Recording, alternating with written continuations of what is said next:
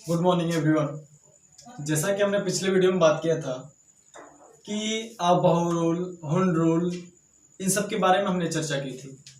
आज हम चर्चा करेंगे, ये बहुत ही क्लास 11th और 12th के लिए it is the most important topics, quantum numbers की चर्चा करेंगे। क्वांटम नंबर्स, क्वांटम संख्याएं। ये क्वांटम नंबर्स क्या होते हैं, क्वांटम संख्याएं किसे कहते हैं, इसकी ज़रूरत हमें क्यों पड़ी, इसके बारे में आज हम चर्चा करेंगे। क्वांटम नंबर्स के बारे में। ये क्वांटम नंबर्स क्या होते हैं? जैसे आप जानते हैं कि आपको बेसिक्स नीड्स की ज़रूरत होती है। जैसे आपको अगर चाहिए तो रोटी, कपड़ा और मकान की ज़रूरत होती है। तो अगर आपसे कोई आपका परिचय पूछता है और आपका एड्रेस कोई पूछता है तो आप बताते हैं कि मेरा पिन कोड इतना है, मेरा सेक्टर इतना है, मेरा मोहल्ला ये है, मैं इस गांव का रहने वाला हूँ, मेरा मकान नंबर ये है। तो आप ये बताते हैं कि हम किस प्रकार से वहाँ रहते हैं और हम किस श्रेणी में बांटे गए हैं। तो बात वहाँ है, समझना इससे है कि क्वांटम नंबर्स जो है हमें इलेक्ट्रॉन्स के बारे में वो जानकारी देती है। इलेक्ट्रॉन्स, जैसे कह सकते हैं कि इलेक्ट्रॉन का पता बताती है। जो क्वांटम नंबर्स होता है वो इलेक्ट्रॉन्स का पता बताती है। तो इलेक्ट्रॉन्स कहाँ रहते हैं, कैसे रहते हैं और किस स्थिति में, इलेक्ट्रॉन की ऊर्जा, एनर्जी और पोजीशन को जो नंबर्स के द्वारा हम, जो डिजिट के द्वारा हम व्यक्त करते हैं उसे हम क्वांटम नंबर्स कहते हैं। अब देखिए, सिंपल सी परिभाषा अगर दे दी जाए तो इलेक्ट्रॉन का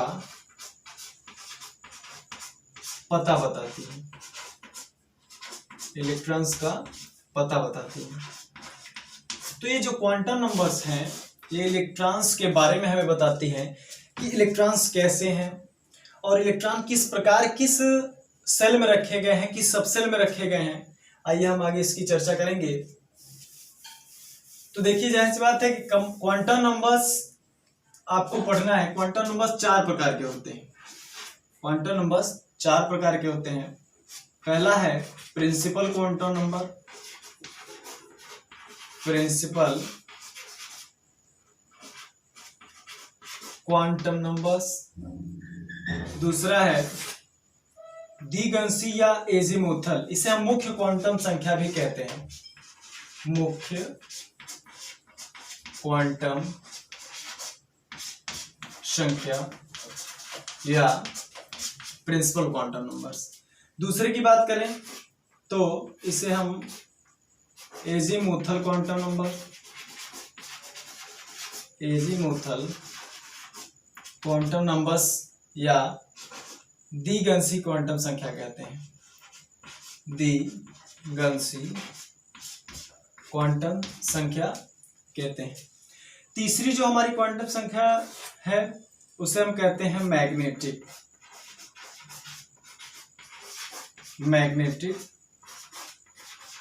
क्वांटम नंबर्स या हिंदी में हम कहते हैं चुंबकीय क्वांटम संख्या। और चौथी जो हमारी है उसे हम कहते हैं स्पिन क्वांटम नंबर्स या चक्रण क्वांटम संख्या, चक्रण क्वांटम संख्या। तो ये जो क्वांटम संख्या है वो 4 प्रकार की होती हैं।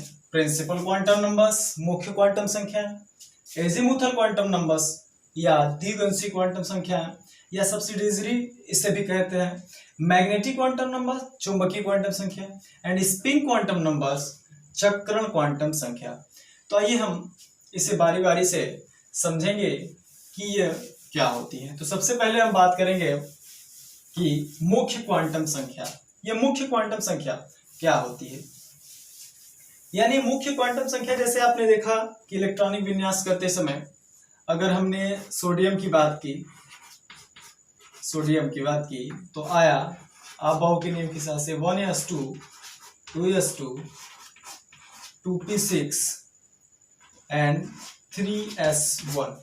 अगर मैंने ये लिखा, ये बताया कि सोडियम का इलेक्ट्रॉनिक कॉन्फ़िगरेशन इतना होता है, तो सोडियम का इलेक्ट्रॉनिक कॉन्फ़िगरेशन में हम इसे कहते हैं, आपने जैसे जानते हैं, आप जैसे पढ़े हैं, इसे हम कहते हैं सेल, इसे हम कहते हैं सेल, और इसे हम कहते हैं सब सेल, सब सेल। और जिसमें ये इलेक्ट्रॉन्स होते हैं उसे हम कहते हैं ऑर्बिटल्स, ऑर्बिटल। या हिंदी की बात की जाए तो इसे हम कहते हैं कोश, इसे हम कहते हैं उपकोश, और इसे कहते हैं हम कक्षक, कोश उपकोश कक्षक। तो ये कोश उपकोश कक्षक की बात की जाए तो principal quantum numbers in electronics configuration में क्या दिखाती है? तो प्रिंसिपल क्वांटम नंबर्स मुख्य ऊर्जा स्तर को दिखाती है, मुख्य एनर्जी लेवल को दिखाती है।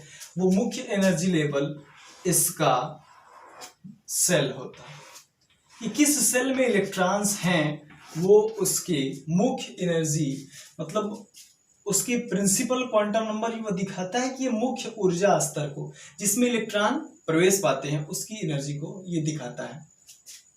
इसे हम स्मॉल n से प्रदर्शित करते हैं, इसे हम स्मॉल n से प्रदर्शित करते हैं, स्मॉल n से प्रदर्शित करते हैं। अब n की वैल्यू 1, 2, 3, 4 डॉट डॉट डॉट हो सकती है। अब देखिए n की वैल्यू 1 का मतलब है, जैसे आपने बोरबरी का नियम पढ़ा था कि k n बराबर l बराबर k l m और n। तो k l m और n आपने एक थ्योरी बोरबरी की पढ़ी थी कि इलेक्ट्रॉनों को कैसे इस क्रम में रखा जाता है। तो इलेक्ट्रॉनों को जैसे जैसे इसकी स्थिति चेंज होती गई, अब प्रिंसिपल क्वांटम नंबर ने बताया कि स्मॉल n से प्रिंसिपल क्वांटम नंबर्स को प्रदर्शित किया जाएगा, और यह बताता है कि इलेक्ट्रॉन्स किस कोश में है, इलेक्ट्रॉन किस कोश में है, ये इलेक्ट्रॉन्स किस कोश में जा रहे हैं वो इसको दिखाता है, यानी कि इसके मुख्य ऊर्जा स्तर को दिखाता है। चलिए बात करते हैं कि एजीमुथल क्वांटम नंबर्स क्या होता है, जिसे हम द्विगंशी क्वांटम संख्याएं भी कहते हैं। बात करें एजीमुथल क्वांटम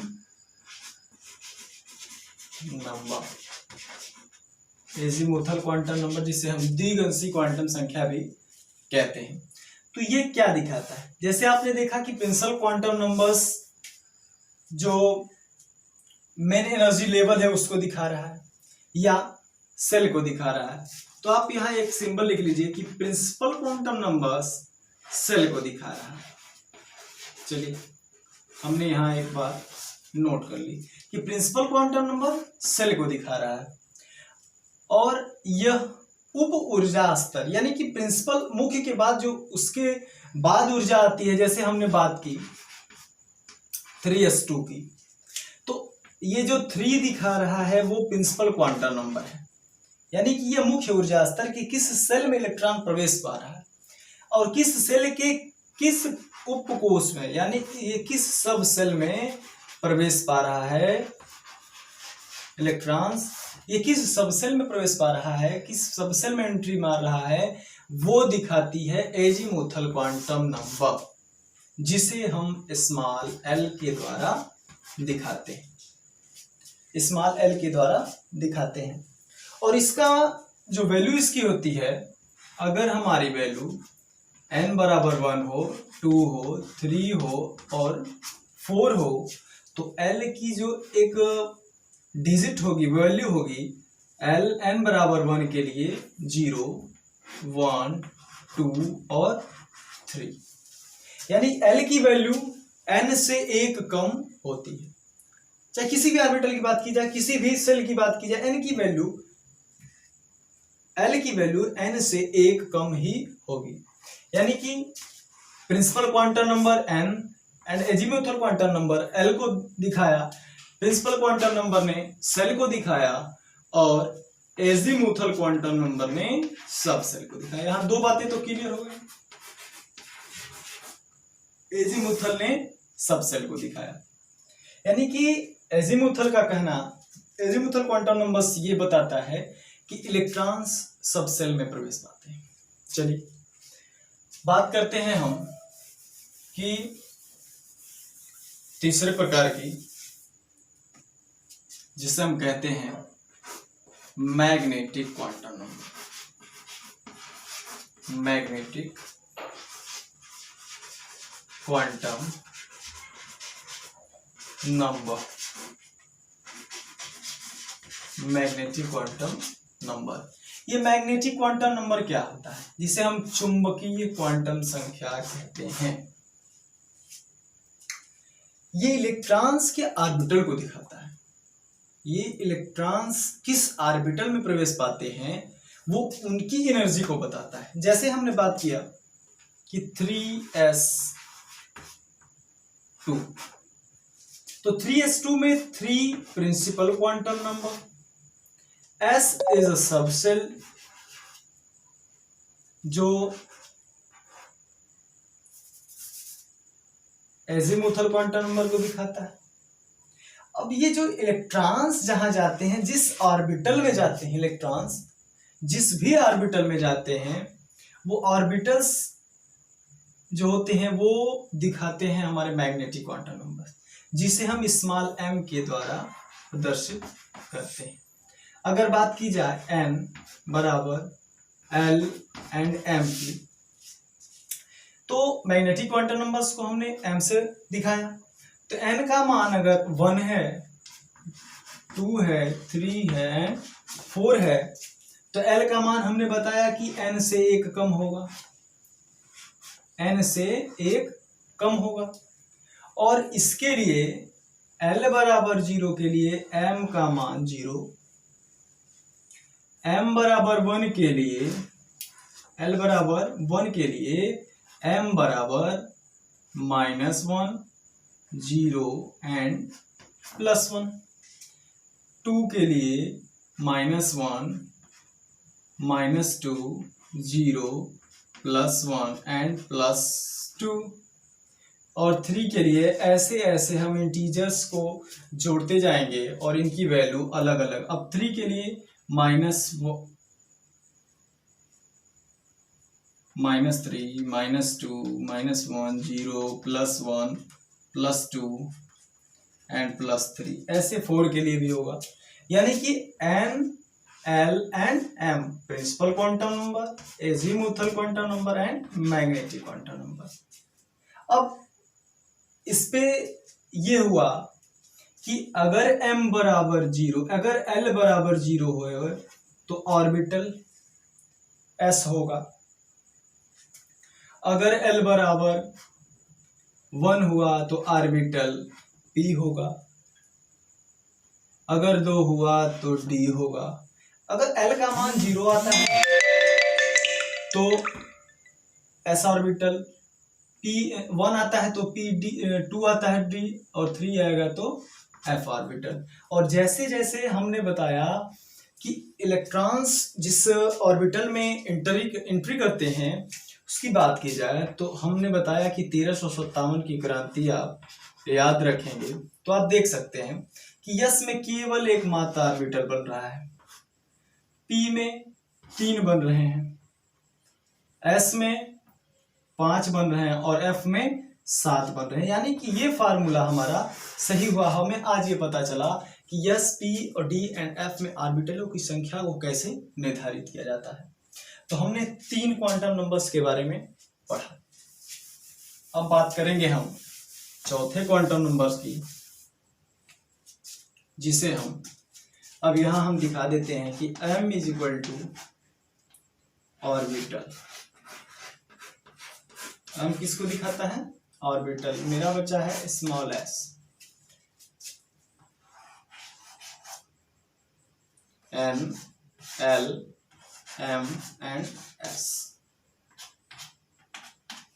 अब बात करते हैं हम spin quantum number, spin quantum number की, जिसे हम चक्रण भी कहते हैं, चक्रण क्वांटम नंबर। ये चक्रण क्या है? चक्रण से आपको ये लग रहा है कि कुछ चक्कर लगा रहा है, यानी जैसे पृथ्वी अपने अक्ष पे ही घूमती है, वैसे भी इलेक्ट्रॉन्स जो होते हैं, अगर इलेक्ट्रॉन्स ऐसे मूव कर रहे हैं, ऐसे सर्कुलर पथ पे, हम जानते हैं कि इलेक्ट्रॉन ऐसे सर्कुलर पथ पे मूवमेंट करते हैं, लेकिन ये मूवमेंट करते हैं तो ये जिस जगह पे रहते हैं उस जगह पे भी अपनी गति को ऐसे ऐसे ऐसे ऐसे पृथ्वी की तरह दोहराते हैं। तो यानी अब बात की जाए कि इलेक्ट्रॉन्स मूव करते हैं, तो आप इलेक्ट्रॉन्स दो प्रकार से मूव करते हैं, या तो क्लॉकवाइज और या तो एंटी क्लॉकवाइज। यदि घड़ी के चलने की दिशा में इलेक्ट्रॉन्स अगर मूव करते हैं तो उनकी वैल्यू होती है प्लस, और यदि घड़ी की चलने की दिशा के विपरीत मूव करते हैं तो उनकी वैल्यू होती है माइनस हाफ। और स्पिन क्वांटम नंबर्स इलेक्ट्रॉनों के चलने की दिशा को बताता है, इलेक्ट्रॉनों की चलने की दिशा को बताता है, तथा इसे स्मॉल s के द्वारा प्रदर्शित किया जा सकता है, और स्मॉल s की वैल्यू प्लस माइनस हाफ हो सकती है। यानी कि बात करें, अगर इलेक्ट्रॉन्स का मूवमेंट क्लॉकवाइज है, clockwise, then value is half plus half, and anti-clockwise then value is minus half। यानी कि अगर इलेक्ट्रॉन्स दक्षिणावर्त घूम रहे हैं तो होता है क्लॉकवाइज, और वामावर्त घूम रहे हैं तो होता है एंटी क्लॉकवाइज, और इसकी वैल्यू प्लस और माइनस हाफ में दिखाई जाती है। तो यानी कि ये था क्वांटम नंबर्स, इसके द्वारा हम यह इलेक्ट्रॉन्स के मूवमेंट को दिखाते हैं, इलेक्ट्रॉन्स कैसे अपने किस ऑर्बिटल में, किस सेल में, किस सब सेल में प्रवेश पाते हैं, इसके द्वारा हमने ये सीखा। और अगले दिन हम चर्चा करेंगे कि किसी एक स्ट्रक्चर्स को हम कैसे डिफाइन कर सकते हैं कि इसकी चारों क्वांटम नंबर्स क्या होती है। इसके बाद हम पढ़ेंगे पॉलीज एक्सक्लूजन प्रिंसिपल्स के बारे में, और हम डिस्कस करेंगे कुछ क्वेश्चंस को जो आपके एग्जाम में इंपॉर्टेंट होते हैं। So thank you.